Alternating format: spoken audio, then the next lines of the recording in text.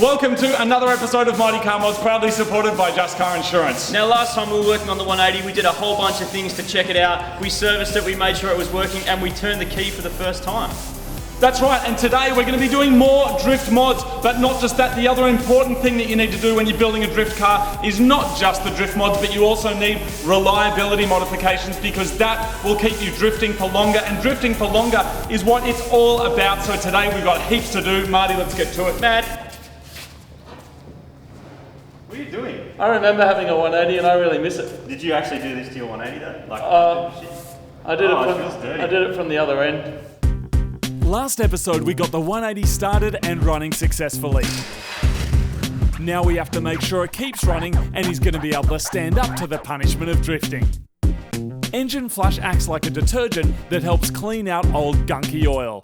So this right here is some mechanical stick genius. That's a funnel for changing oil that's been grafted into an oil cap, so you screw it on so you don't get any spills and it sits up there in the end. Dude, that's awesome. That's actually pretty mad because Subarus have a bad habit of spilling. Yeah. You got one for a Nissan, bud?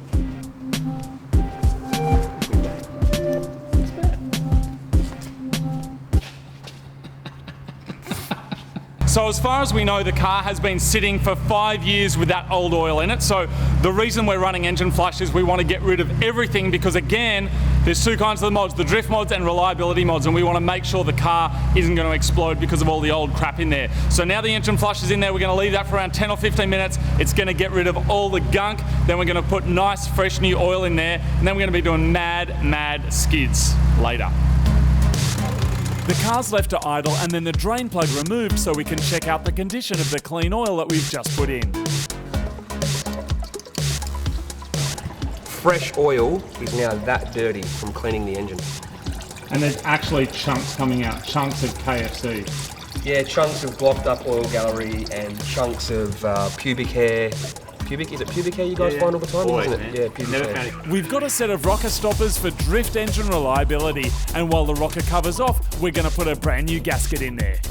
Rocker stoppers are used to stop the valve train rocker arms jumping off their lifters, which may occur during extended high RPMs, such as when Marty's doing a massive skid in his pants while sliding in the 180SX. The rocker stoppers sit above where the rocker arm pivots on the hydraulic lifter and limits its travel.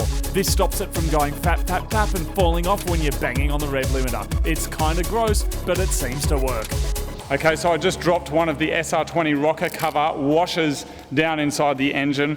I have no idea where it is, but luckily we're at Ichiban and they've got another SR20 here, so I'm gonna go rob some stuff off it.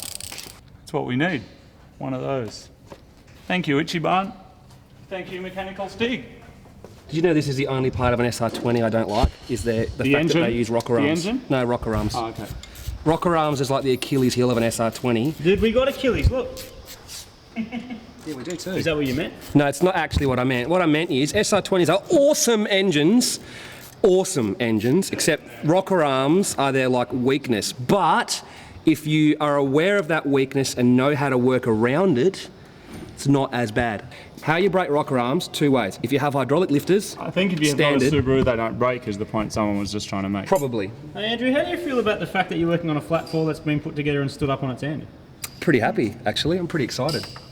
I do have a Subaru at home though, so all you Subaru fans out there listening to me hang crap on Subarus, I actually have one at home. Subarus are crap until you own one. Leaking rocker cover seals are like old leaky balls. It runs down the side and makes everything beneath it a big mess. It's not attractive or hygienic, so we're gonna change it.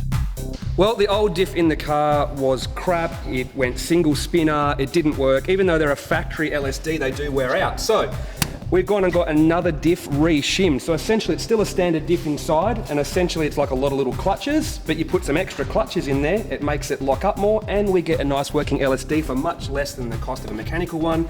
However, this diff had 5-bolt shafts, so we had to swap the 6-bolt shafts out of the old diff into this one, so now it all works. And that's it, done. Are you loving working on the Nissan Mechanical Stig? I don't mind it. It's not a Honda, so. I'll pay that a lot. But look, see if you hard park this car, at least it's got like green D1. Dude, you can't hard park this. It's actually built for function. I know, a bit weird. The wheels are nowhere near wide enough and the tyres aren't stretched anywhere near enough. Look, the tyres is wider than the wheel. Can you believe that? It just goes against everything the internet says, You know doesn't nothing. it? Yeah. That's why the internet's awesome and we suck. I mean, why would you have an 11-inch wide wheel and then put a tyre the same size on it? That would just be stupid, wouldn't it? With the diff lifted into place, the tail shaft and drive shafts can go back on. When I got given this job on the Crusader, I did it wrong. I got in trouble for a mechanical stig. Doesn't happen very often. When it happens, it's pretty scary.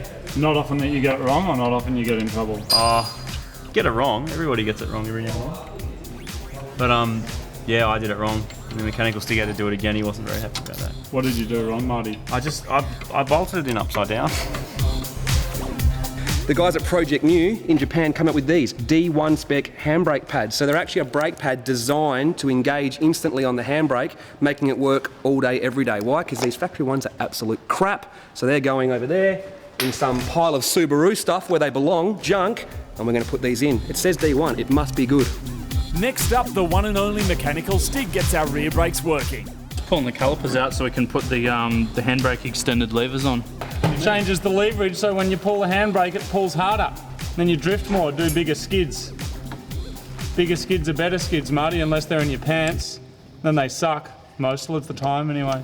Next up, we're going to address steering wheel slop, because slop is generally a bad thing unless you're a pig. The original S13 steering linkage actually uses a rubber bush, and that basically produces like a sloppy movement in the steering. So we're upgrading to this solid GK Tech steering bush. Yep. And in order to do that, we need to get the original inserts out of the rubber bush and press them into this collar so it all lines up. Now the idea of actually swapping out the rubber one to the metal one, of course, is that so when you're swinging from one direction to the other, this isn't all flapping around, you've actually got a solid because you've got all that movement there. And the aluminium one, there's no movement at all. So how are we actually going about getting these collars inside? Putting them in with the press. We're pressing them in.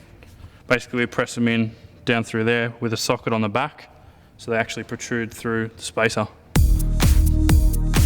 A press takes the place of a lot of hammering, ensuring that the collars are correctly fitted. The factory sump is bolted on but also has a fair amount of sealant. Break the sealant with something sharp, but be careful not to damage the mating surface, or you may not be able to have babies.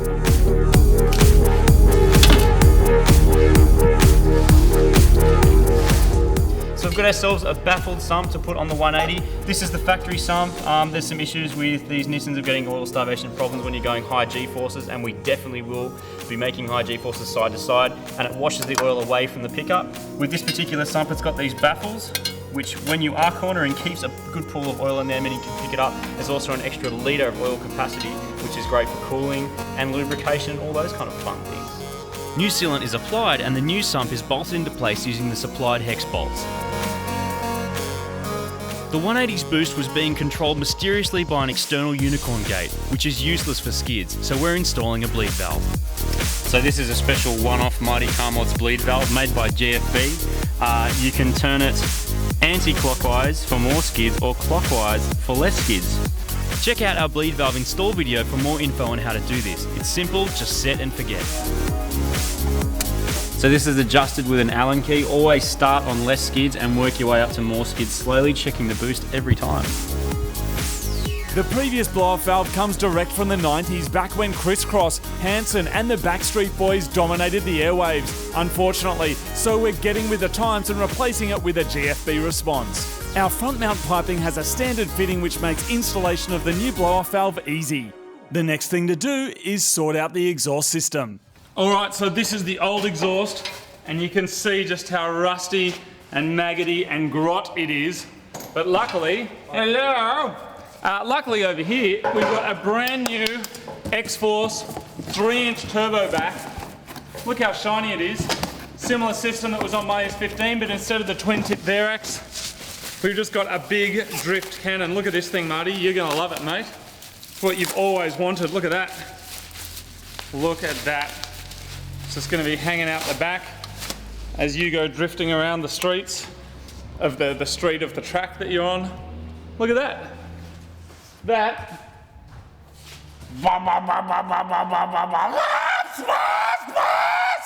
The exhaust comes as a full stainless turbo back kit that includes the silencer that we definitely won't need. The bends are all mandrel, meaning mad flow of extra gases, and it's a direct bolt-on.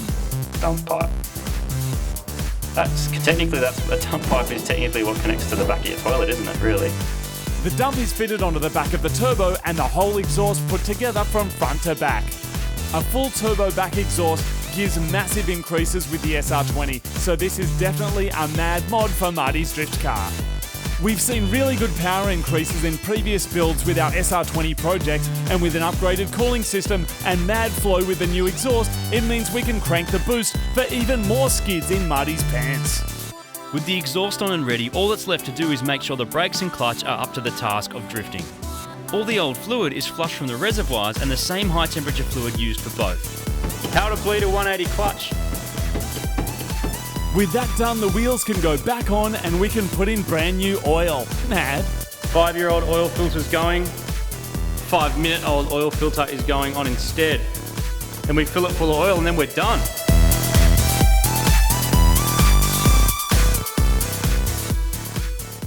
So we fire up and hopefully she still works. Can't see why it wouldn't. Mad.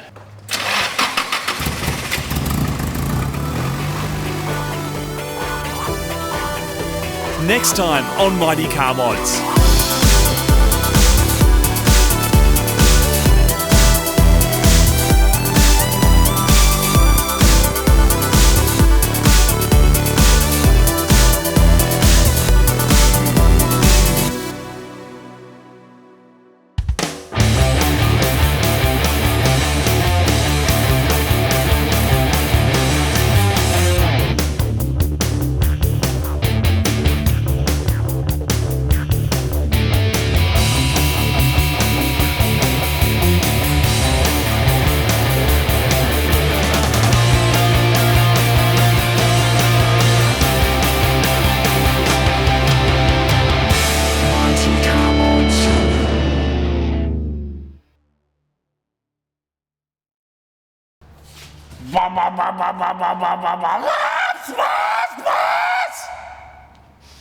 Does it sound exactly like that?